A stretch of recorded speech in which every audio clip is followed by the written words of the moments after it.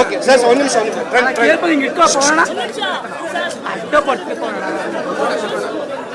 Visual ತಗೊಂತೀವಿ ಒಂಚೂರು ಹಿಂದೆ. ಹಾಂ ವಿಜುವಲ್ ತಗೊಳ್ಳಿ.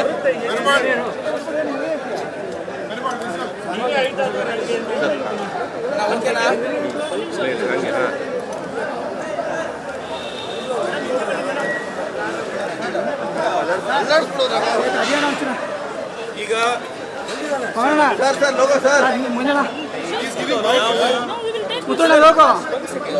Sir logo please. ನಾನು ಒಂದು ಸ್ಪಷ್ಟ ಮಾಡ್ತಾ ಇದ್ದೀನಿ, ಪೊಲೀಸ್ನವರಿಗೆ ವಿಶೇಷವಾಗಿ ನಾನು ಮನವಿ ಮಾಡ್ತಾ ಇದ್ದೀನಿ. ಮೇಡಮ್ ಹಿಂದೆ ಬನ್ನಿ ಮೇಡಮ್. ಹಂಗೆ ಧರಣಿ ಅಲ್ಲ, ಮುಷ್ಕರ ಅಲ್ಲ.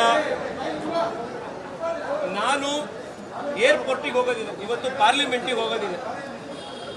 ನಾನು ಈ ಮೆಟ್ರೋದಲ್ಲಿ ನ್ಯಾಷನಲ್ ಕಾಲೇಜ್ ಬಸವನಗುಡಿ ತನಕ ಮೆಟ್ರೋದಲ್ಲಿ ಹೋಗ್ತಾ ಇದ್ದೀನಿ, ಟಿಕೆಟ್ ತಗೊಂಡಿದ್ದೀನಿ. ದಯವಿಟ್ಟು ತಾವ್ಯಾರು ಕೂಡ ಅದಕ್ಕೆ ಅಡ್ಡ ಬರಬಾರ್ದು. ಮೆಟ್ರೋದಲ್ಲಿ ಪ್ರಯಾಣಿಕರಿಗೆ ಯಾವ ರೀತಿ ಟ್ರಾವೆಲ್ ಮಾಡೋಕೆ ಅವಕಾಶ ಇದೆ, ನಮಗೂ ಅದೇ ರೀತಿ ಟ್ರಾವೆಲ್ ಮಾಡೋಕೆ ಅವಕಾಶ ಇದೆ. ಒಂದು ಖಾಲಿ ಟ್ರಂಕ್ ಇಟ್ಕೊಂಡು ಹೋಗ್ತಾ ಇದ್ದೀನಿ. ಯಾವ ಕಾನೂನು ತಪ್ಪಿದೆ? ಖಾಲಿ ಟ್ರಂಕ್ ಯಾಕೆ ತಗೊಂಡು ಹೋಗಬಾರ್ದು? ರಾಜ್ಯ ಸರ್ಕಾರದ ಪ್ರತಿನಿಧಿತ್ವದ ರೀತಿ ಖಾಲಿ ಟ್ರಂಕ್ ಇದರಲ್ಲಿ ಏನೂ ಇಲ್ಲ. ದಯವಿಟ್ಟು ನೀವೇ ನೋಡ್ಬೇಡಿ, ಏನೂ ಇಲ್ಲ. ನಮ್ಮ ರಾಜ್ಯ ಸರ್ಕಾರ ತರ ಖಾಲಿ ಟ್ರಂಕ್ ಏನೂ ಇಲ್ಲ ಇದರಲ್ಲಿ. ಎರಡಿದೆ ಅಷ್ಟೇ. ಒಂದೇನಂದ್ರೆ ಏನೂ ಇಲ್ಲ ಸರ್, ಕಾಂಗ್ರೆಸ್ ಸರ್ಕಾರ ತರ ಖಾಲಿ ಟ್ರಂಕ್ ಏನೂ ಇಲ್ಲ ಇದರಲ್ಲಿ, ಏನೂ ಇಲ್ಲ. ಖಾಲಿ ಟ್ರಂಕ್ ಇದೆ, ಟ್ರಂಕ್ ತಗೊಂಡು ಮೆಟ್ರೋ ಟ್ರಾವೆಲ್ ಮಾಡ್ತಾ ಇದೀವಿ ಅಷ್ಟೇನೆ. ಯಾವುದೇ ಮುಷ್ಕರ ಇಲ್ಲ, ಧರಣಿ ಇಲ್ಲ. ಈಗ ಇನ್ನೊಂದು ವಿಷಯ, ಇವಾಗ ಫಸ್ಟ್ ಆಫ್ ಆಲ್ ಈ ಖಾಲಿ ಟ್ರಂಕ್ ಅಂತ ನಾವೆಲ್ಲ ಹೇಳಿರೋದು, ರಾಜ್ಯ ಸರ್ಕಾರನೇ ಫೇರ್ ಫಿಕ್ಸೇಷನ್ ಕಮಿಟಿ ಎದುರುಗಡೆ ಹೇಳಿದ್ದಾರೆ. Given the present financial position of government of Karnataka, state government may not continue to provide shadow cash budgetary support to metro ಅಂತ ಹೇಳಿದ್ದಾರೆ. ಇದು ಬಹಳ ಗಂಭೀರವಾದಂತ ಒಂದು ವಿಷಯ ಸರ್ಕಾರ ಹೇಳಿದೆ. ನಾವು ಖಾಲಿ ಟ್ರಂಕ್ ಆಗಿದ್ದೀವಿ, ನಮ್ಮ ಹತ್ರ ಯಾವುದೇ ದುಡ್ಡಿಲ್ಲ, ದಿವಾಳಿ ಎದ್ದೋಗಿದ್ದೀವಿ. ಅದರಿಂದಾಗಿ ಇಷ್ಟು ವರ್ಷ ಬೇರೆ ಎಲ್ಲ ಸರ್ಕಾರಗಳು ಯಾವ ರೀತಿ ಬಜೆಟ್ನಲ್ಲಿ ಶಾಡೋ ಕ್ಯಾಶ್ ಸಪೋರ್ಟು ಮೆಟ್ರೋ ಕೊಡ್ತಿದ್ವೋ ಅದನ್ನು ನಮಗೆ ಮುಂದುವರ್ಸಕ್ಕೆ ಆಗ್ತಾ ಇಲ್ಲ. ಆ ಕಾರಣಕ್ಕೋಸ್ಕರ ನೀವು ಜನರಿಂದ ಹಣ ಕಲೆಕ್ಟ್ ಮಾಡಿ ಹೆಚ್ಚುವರಿಯಾಗಿ ದರ ಏರಿಸಿ ಅಂತ ರಾಜ್ಯ ಸರ್ಕಾರ ಹೇಳಿದ್ದಾರೆ. ಇದು ಬಹಳ ಗಂಭೀರವಾದಂತ ಒಂದು ವಿಷಯ ರಾಜ್ಯ ಸರ್ಕಾರ ಫೇರ್ ಫಿಕ್ಸೇಷನ್ ಕಮಿಟಿಗೆ ಹೇಳಿರೋದು. ನಾನು ಮಾನ್ಯ ಮುಖ್ಯಮಂತ್ರಿಗಳಲ್ಲಿ ಮನವಿ ಮಾಡ್ತಾ ಇದ್ದೀನಿ, ತಾವು ದಯವಿಟ್ಟು ಈ ಬಜೆಟ್ ಸೆಷನ್ನಲ್ಲಿ ರಾಜ್ಯದ ಜನತೆಗೆ ಶ್ವೇತ ಪತ್ರ ಹೊರಡಿಸಬೇಕು. ಸ್ಟೇಟ್ ಫೈನಾನ್ಸಸ್ ಏನಿದೆ ಅನ್ನೋದ್ರ ಬಗ್ಗೆ ನೀವು ನಮಗೆ ಕ್ಲಾರಿಟಿ ಕೊಡಬೇಕು. ಒಂದ್ ಕಡೆ ನೀವು ಬಜೆಟ್ ಅಲ್ಲಿ 400 ಕೋಟಿ ರೂಪಾಯಿ ಶಾಡೋ ಕ್ಯಾಶ್ ಸಪೋರ್ಟ್ ಕೊಡಕ್ಕೂ ನಮ್ಮ ಹತ್ರ ದುಡ್ಡಿಲ್ಲ ಅಂತ ಫೇರ್ ಫಿಕ್ಸೇಷನ್ ಕಮಿಟಿ ಎದುರುಗಡೆ ಹೇಳ್ತೀರಾ, 400 ಕೋಟಿ ಕೊಡಕ್ಕಾಗಲ್ಲ ಅಂತ. ಇನ್ನೊಂದ್ ಕಡೆ 40,000 ಕೋಟಿ ರೂಪಾಯಿ ಖರ್ಚು ಮಾಡಿ ಟನಲ್ ರೋಡ್ ಮಾಡ್ತೀವಿ ಅಂತ ಹೇಳ್ತಾ ಇದ್ದೀರಾ. ಏನಿದೆ ಸ್ಥಿತಿ? ರಾಜ್ಯ ದಿವಾಳಿ ಎದ್ದೋಗಿದ್ಯಾ? ಖಾಲಿ ಟ್ರಂಕ್ ಆಗಿದ್ಯಾ? ಏನಾಗಿದೆ? ಇದ್ರ ಬಗ್ಗೆ ಶ್ವೇತ ಪತ್ರವನ್ನು ಮುಖ್ಯಮಂತ್ರಿಗಳು ಹೊರಡಿಸಬೇಕು ಬಜೆಟ್ನಲ್ಲಿ ಅನ್ನುವಂಥದ್ದು ಮೊದಲನೇ ಮನವಿ. ಎರಡನೇದು, ಇಲ್ಲಿ ಮತ್ತೆ ನಿನ್ನೆ ಪೊಲೀಸ್ನವರು ನಮಗೊಂದು ನೋಟಿಸ್ ಕೊಟ್ಟಿದ್ದಾರೆ. ಈ ಮೂಲಕ ತಿಳಿಯಪಡಿಸುವುದೇನೆಂದರೆ, ಸಂಸದರಾದ ತೇಜಸ್ವಿ ಸೂರ್ಯ ಅವರು, ಜಯನಗರ ಕ್ಷೇತ್ರದ ಶಾಸಕರಾದ ರಾಮಮೂರ್ತಿ ಅವರು ಖಾಲಿ ಟ್ರಂಕ್ ಪ್ರದರ್ಶನ ಮತ್ತು ಮುಷ್ಕರ ಮಾಡುವುದಾಗಿ ಮಾಹಿತಿ ತಿಳಿದು ಬಂದಿದೆ. ಹೈಕೋರ್ಟ್ನ ಆದೇಶದ ಅನುಸಾರ ಫ್ರೀಡಂ ಪಾರ್ಕ್ ಹೊರತುಪಡಿಸಿ ಯಾವುದೇ ಮೆರವಣಿಗೆ ನಡೆಸಲು ಅನುಮತಿ ನೀಡಬಾರದು. ಇದನ್ನು ಉಲ್ಲಂಘಿಸಿ ಮೆರವಣಿಗೆ, ಧರಣಿ ನಡೆಸಿದಲ್ಲಿ ಅಗತ್ಯ ಕಾನೂನು ಕ್ರಮ. ನಾನು ರಾಜ್ಯದ ಮುಖ್ಯಮಂತ್ರಿಗಳು, ಉಪಮುಖ್ಯಮಂತ್ರಿಗಳು ಸರ್ಕಾರಕ್ಕೆ ಹೇಳಲಿಕ್ಕೆ ಇಚ್ಛೆ ಪಡ್ತೇನೆ. ದೂರದ ವೆಸ್ಟ್ ಬೆಂಗಾಲ್ನಲ್ಲಿ ಹೋಗಿ ಮಮತಾ ಬ್ಯಾನರ್ಜಿಯ ಗಡಿ ಒಳಗ್ನುಗ್ಗಿ ಟಿಎಂಸಿ ಗೂಂಡಾಗಳಿಗೆ ಹೆದರ್ಕೊಳ್ಳದಲೆ, ಅವ್ರ ಕಂಟ್ರಿ ಬಾಂಬ್ಗಳಿಗೆ ಹೆದರ್ಕೊಳ್ಳದಲೆ ಹೋರಾಟ ಮಾಡಿ ಬಂದಿರೋನು ನಾನು. ಇನ್ನು ನಮ್ಮ ಏರಿಯಾದಲ್ಲಿ ನೀವು ನಮಗೆ ನೋಟಿಸ್ ಕೊಟ್ಟು ಹೆದರ್ಸಕ್ ಬರ್ತೀರಾ? ಹೆದರ್ಕೊಂಡು ನೋಟಿಸಿಗೆ ಹೆದರ್ಕೊಂಡು ನೀವು ಅರೆಸ್ಟ್ ಮಾಡ್ತೀರಾ ಅಂತ ಹೆದರ್ಕೊಂಡು ಜನರ ಪರವಾಗಿ ಮಾತನಾಡದಲೇ ಇರುವಂಥದ್ದು, ಜನರ ವಿಷಯ ಎತ್ತದಲೇ ಇರುವಂಥದ್ದು, ಸತ್ಯ ಏನು ಅಂತ ಜನಕ್ಕೆ ತಿಳಿಸ್ದಲೇ ಇರುವಂಥ ಹೇಡಿಗಳು ನಾವಲ್ಲ. ಈ ಹೋರಾಟ ಮುಂದುವರಿಯುತ್ತೆ. ಆದರೆ ನಾನು ಪೊಲೀಸ್ ಇಲಾಖೆಯವರಿಗೆ ನಾನು ಮನವಿ ಮಾಡ್ತಾ ಇದ್ದೀನಿ, ನಿಮ್ಮ ನೋಟಿಸ್ ಬಹಳ ಸ್ಪಷ್ಟ ಇದೆ. ಮೆರವಣಿಗೆ ಮಾಡಬಾರ್ದು, ಧರಣಿ ಮಾಡಬಾರ್ದು, ಮುಷ್ಕರ ಮಾಡಬಾರ್ದು. ನಾನು ಇದು ಯಾವುದೂ ಮಾಡ್ತಾ ಇಲ್ಲ. ಖಾಲಿ ಟ್ರಂಕ್ ತಗೊಂಡ್ಬಂದಿದ್ದೀನಿ, ಮೆಟ್ರೋಲ್ ಹೋಗ್ತಾ ಇದ್ದೀನಿ. ನಿಮ್ಮ ನೋಟಿಸ್ ಇದಕ್ಕೆ ಅನ್ವಯನೇ ಆಗೋದಿಲ್ಲ. ತಾವು ದಯವಿಟ್ಟು ಯಾವ್ದು ಪ್ರಿವೆಂಟಿವ್ ಅರೆಸ್ಟು ಇನ್ನೊಂದು ಅಂತ ಮಾಡಕ್ ಹೊರಟಿದ್ದೀರಿ ಸರ್ಕಾರದ ಆದೇಶದ ಮೇರೆಗೆ, ಅದನ್ನ ತಾವು ಮಾಡಬಾರ್ದು. ಒಬ್ಬ ನಾಗರಿಕನಾಗಿ ಮೆಟ್ರೋದಲ್ಲಿ ಓಡಾಡುವಂತ ಹಕ್ಕು ನನಗಿದೆ. ಅದನ್ನ ತಾವು ತಗೊಳ್ಬಾರ್ದು, ಕಿತ್ಕೊಳ್ಬಾರ್ದು ಅಂತ ಹೇಳಿದ್ದೀನಿ. ಕಡೆಯದಾಗಿ ಮಾನ್ಯ ಮುಖ್ಯಮಂತ್ರಿಗಳಿಗೆ ನಾನು ಮನವಿ ಮಾಡ್ತಾ ಇದ್ದೀನಿ. ಪ್ರತಿ ದಿವಸ ಬೆಂಗಳೂರಿನಲ್ಲಿ 10 ಲಕ್ಷ ಜನ ಓಡಾಡ್ತಾರೆ ಬೆಂಗಳೂರು ಮೆಟ್ರೋದಲ್ಲಿ. ಸಾಮಾನ್ಯ ಜನ ಓಡಾಡುವಂಥದ್ದು. ಅವ್ರು ಯಾರ ಹತ್ರನೂ ಕೋಟ್ಯಾಂತರ ರೂಪಾಯಿ ದುಡ್ಡಿಲ್ಲ. ನೀವು ಸಾರ್ವಜನಿಕ ಸಾರಿಗೆಗೆ ಬೆಂಬಲ ಕೊಡಬೇಕು. ಹೊಸದಾಗಿ ಒಂದು ಫೇರ್ ಫಿಕ್ಸೇಷನ್ ಕಮಿಟಿ ಆಗಬೇಕು ಅನ್ನುವಂತ ಆಗ್ರಹವನ್ನು ನೀವು ಮಾಡಬೇಕು. ಹಿಂದೆ ಬಜೆಟ್ಗಳಲ್ಲಿ ಹಿಂದಿನ ಸರ್ಕಾರಗಳು ಮೆಟ್ರೋ ಯಾವ ರೀತಿ ಸಪೋರ್ಟ್ ಕೊಡ್ತಾ ಇದ್ರು, ಅದೇ ರೀತಿ ಸಪೋರ್ಟ್ ನೀವು ನಿಮ್ಮ ಬಜೆಟ್ನಲ್ಲಿ ಈ ಬಾರಿಯೂ ಕೂಡ ಮೆಟ್ರೋ ಕೊಡಬೇಕು ಅನ್ನುವಂತ ಆಗ್ರಹವನ್ನ ಮುಖ್ಯಮಂತ್ರಿಗಳಿಗೆ ಮಾಡ್ತಾ ಇದ್ದೀನಿ. ಇನ್ನು BMRCL ಹತ್ರ ಒಂದು ಮನವಿ ಇದೆ. ನೀವು ಕ್ಲೀನೆಸ್ಟ್ ಮೆಟ್ರೋ ಆಗಬೇಕು, ಸೇಫೆಸ್ಟ್ ಮೆಟ್ರೋ ಆಗಬೇಕು, ಮೋಸ್ಟ್ ಎಫಿಷಿಯಂಟ್ ಮೆಟ್ರೋ ಆಗಬೇಕು ಅಂತ ನಮ್ಮ ಏಮ್ ಇರಬೇಕು. ಇಂಡಿಯಾಸ್ ಕಾಸ್ಟ್ಲಿಯೆಸ್ಟ್ ಮೆಟ್ರೋ ಆಗಬೇಕು ಅಂತ ಆಗಬಾರ್ದು. ಸಾಮಾನ್ಯ ಜನಕ್ಕೆ ಎಟ್ಕುವಂತ ದರದಲ್ಲಿ ದಯವಿಟ್ಟು ತಾವು ಮೆಟ್ರೋ ದರಗಳನ್ನು ತೆಗೆದುಕೊಂಡು ಬನ್ನಿ. ಬೇಗ ಪ್ರಾಜೆಕ್ಟ್ಗಳನ್ನ ಕಂಪ್ಲೀಟ್ ಮಾಡಿ. ಬೆಂಗಳೂರಿಗರು ಪ್ರತಿ ದಿವಸ ಕೋಟ್ಯಾಂತರ ರೂಪಾಯಿ ಬರೀ ಟ್ರಾಫಿಕ್ ಅಲ್ಲಿ ಸಿಗಾಕೊಂಡು ನಾವು ಸಾಯ್ತಾ ಇದ್ದೀವಿ. ಮೆಟ್ರೋ ಫಾಸ್ಟ್ ಆಗಿ ಕನ್ಸ್ಟ್ರಕ್ಷನ್ ಆಗೋದೇ ಇದಕ್ಕೆ ಪರಿಹಾರ. ಆದಷ್ಟು ಬೇಗ ಮಾಡಿ ಅಂತ ಹೇಳಿ ರಾಜ್ಯ ಸರ್ಕಾರಕ್ಕೆ BMRCLಗೆ ಮತ್ತೆ ನಾನು ಆಗ್ರಹ ಮಾಡ್ತಾ ಇದ್ದೀನಿ. ಮತ್ತೆ ಸ್ಪಷ್ಟೀಕರಣ ಕೊಡ್ತಾ ಇದ್ದೀನಿ.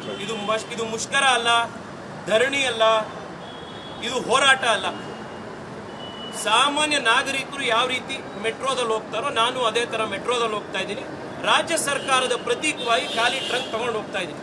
ಸರ್, ನಾನಿವತ್ತು ಪಾರ್ಲಿಮೆಂಟಿಗೆ ಹೋಗ್ತಾ ಇದ್ದೀನಿ. ಜಯನಗರ ಮೆಟ್ರೋ ಸ್ಟೇಷನ್ ಇಂದ ಬಸವನಗುಡಿ ಮೆಟ್ರೋ ಸ್ಟೇಷನ್ಗೆ ಹೋಗ್ತಾ ಇದ್ದೀನಿ ಅಷ್ಟೇನೆ. ಮೊದಲನೇದಾಗಿ ಬೆಂಗಳೂರು ಜನರ ಹೋರಾಟದ ಪ್ರತಿಫಲವಾಗಿ ರಾಜ್ಯ ಸರ್ಕಾರ ಏನು ಮೆಟ್ರೋ ದರವನ್ನ 2ನೇ ಬಾರಿ ಏರಿಸಬೇಕು ಅಂತ, ಗಾಯದ ಮೇಲೆ ಬರೆ ಹಾಕಬೇಕು ಅನ್ನುವಂತ ಯೋಜನೆ ಹೊರಟಿದ್ರು. ಅದನ್ನ ನಿನ್ನೆ ಕೇಂದ್ರ ಸರ್ಕಾರದ ಒತ್ತಾಯದ ಮೇಲೆ ಅದನ್ನು ನಿಲ್ಲಿಸಲಾಗಿದೆ.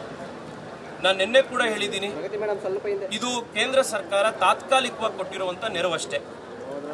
ಮೆಟ್ರೋ ದರ ಪದೇ ಏರ್ತಾ ಇರುವಂತದ್ದು ರಾಜ್ಯ ಸರ್ಕಾರ ಇಷ್ಟು ವರ್ಷಗಳು ಹಿಂದೆ ಎಲ್ಲಾ ಸರ್ಕಾರಗಳು ಕೊಟ್ಟಂತೆ ಬಜೆಟ್ನಲ್ಲಿ ಶ್ಯಾಡೋ ಕ್ಯಾಶ್ ಸಪೋರ್ಟ್ ಏನು ಬಜೆಟ್ನಲ್ಲಿ ಮೆಟ್ರೋ ಕೊಡ್ತಾ ಇದ್ರು, ಅದನ್ನ ಈ ಸರ್ಕಾರ ನಾವು ದಿವಾಳಿ ಎದ್ದೋಗಿದ್ದೀವಿ, ನಾವು ಖಾಲಿ ಟ್ರಂಕ್ ಆಗಿದ್ದೀವಿ, ನಮ್ಮ ಹತ್ರ ದುಡ್ಡಿಲ್ಲ, ಆ ಕಾರಣಕ್ಕೆ ನಮಗೆ ಕೊಡಕ್ ಆಗೋದಿಲ್ಲ, ಅದನ್ನ ನೀವು ದರ ಏರಿಸಿ ಪ್ರಯಾಣಿಕರಿಂದನೇ ತಗೊಳ್ಳಿ ಅಂತ ಹೇಳಿದ್ದಾರೆ. ಆ ಕಾರಣಕ್ಕೋಸ್ಕರ ದರ ಜಾಸ್ತಿ ಆಗಿದೆ.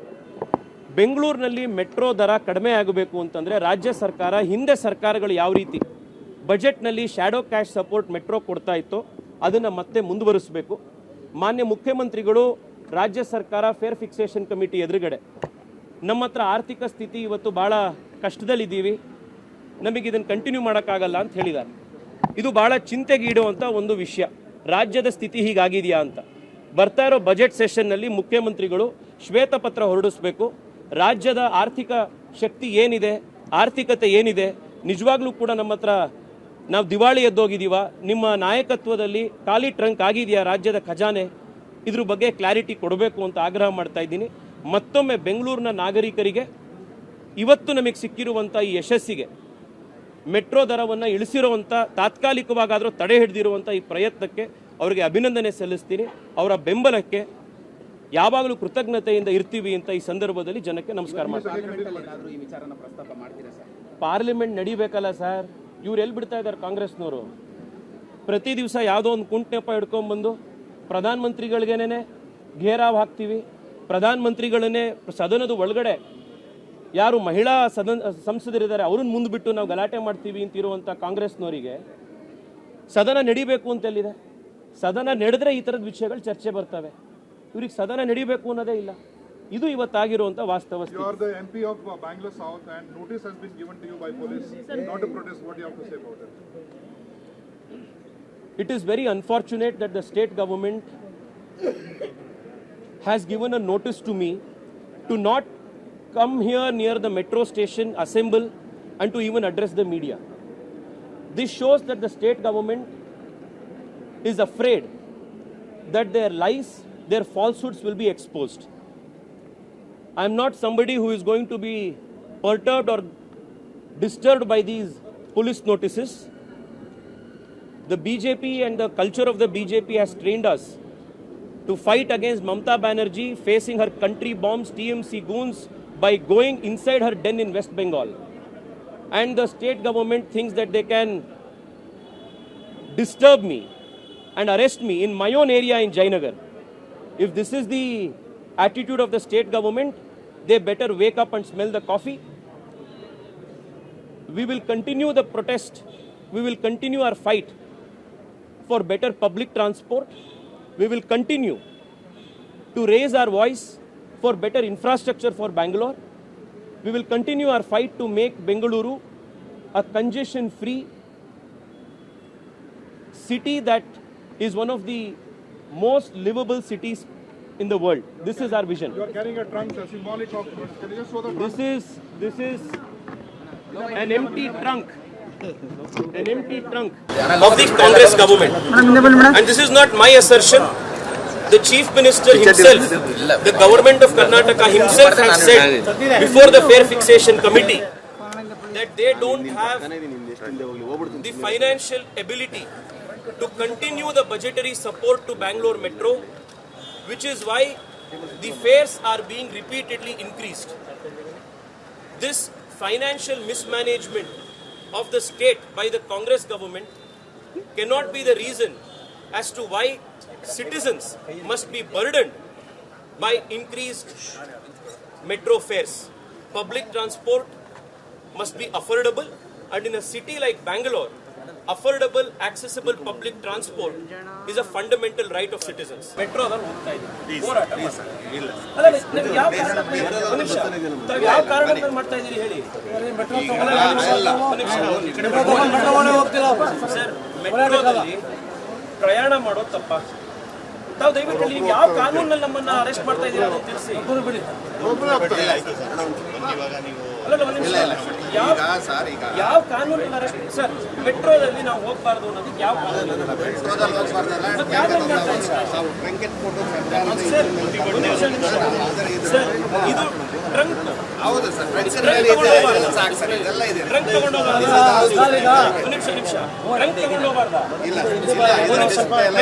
ಮೆಟ್ರೋದಲ್ಲಿ ಯಾಕೆ ಟ್ರಂಕ್ ತಗೊಂಡು ಪ್ರತಿ ದಿವಸ ಒಂದು ನಿಮಿಷ. ಈಗ ಈ ಟ್ರಂಕ್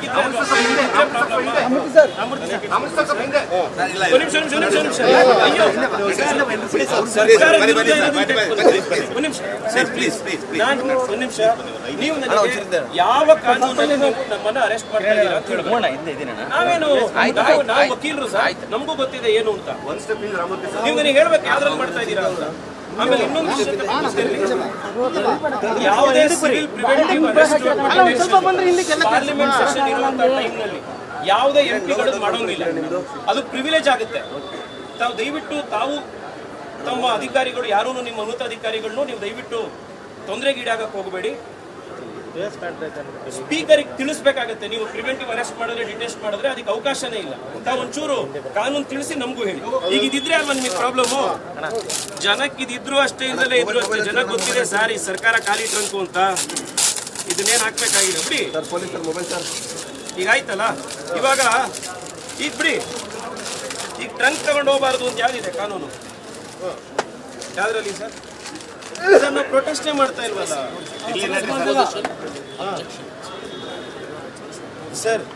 ನಾವು ಪ್ರೊಟೆಸ್ಟ್ ಮಾಡಿಲ್ಲ. ನಮ್ಮ ಫ್ಲೈಟ್ ಮಿಸ್ ಆಗಿ ಟ್ರಂಕ್ ಬಿಡಿ ಸರ್, ನಮ್ಮ ಕಡೆ ಹೋಗೋದಲ್ಲ. ಒಂದು ನಿಮಿಷ ಸರ್,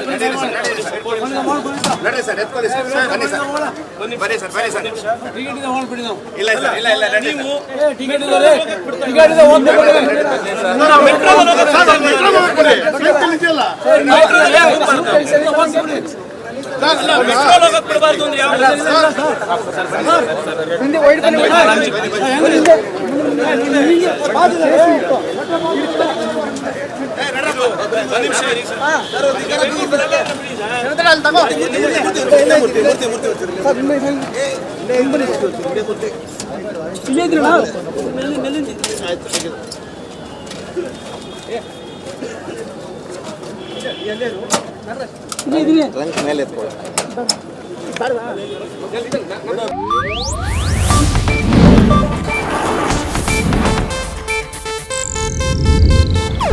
ಇದು ಏಷ್ಯಾನೆಟ್ ನ್ಯೂಸ್ ನೆಟ್ವರ್ಕ್ ಪ್ರಸ್ತುತಿ.